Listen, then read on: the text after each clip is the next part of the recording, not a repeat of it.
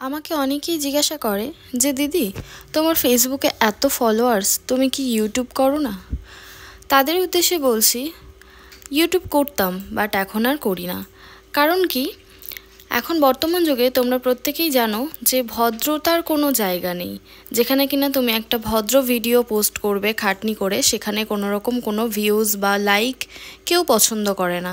যত দুনিয়ার নোংরা ভিডিও, যত অভদ্রতম, এগুলোই কিন্তু এখন বর্তমান সমাজে চলে আসছে।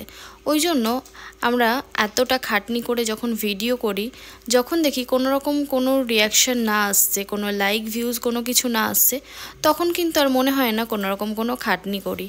আর তোমরা যারা রেগুলারলি ইউটিউব করো তারা খুব ভালো করেই জানো যে ইউটিউবে চ্যানেলটাকে কন্টিনিউ করতে গেলে সেটাকে কিন্তু রেগুলারলি পোস্ট করতে হয়। আর ওই জন্যই কিন্তু আমি ইউটিউব করি না।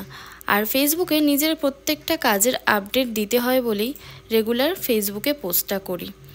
তো এটাই এতদিনে শিখলাম যে মানুষ যেখানে খাটনি করবে তার মূল্যটা কেউ দিতে জানে না। আমরা যে প্রতিটা ভিডিওর পেছনে কতটা পরিশ্রম করি সেটা আমরা মেকআপ আর্টিস্টরাই জানি। আর যারা ডেলি ব্লগ করছে, যেটা পাচ্ছে সেটাই আবোল তাবোল ভিডিও ছেড়ে দিচ্ছে।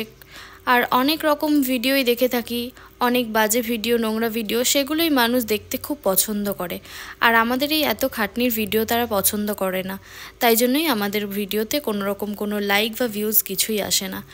আর বাকি রইল ফলোয়ার্স। আর কি লাভ বলো তো এত হাজার হাজার ফলোয়ার্স থেকে, যদি কিনা সেই ফলোয়ার্সটা থাকা সত্ত্বেও এত ফলোয়ার্সের মধ্যে মাত্র 1000-2000 ভিউজ আর মাত্র 50টা 100টা লাইক পড়ে।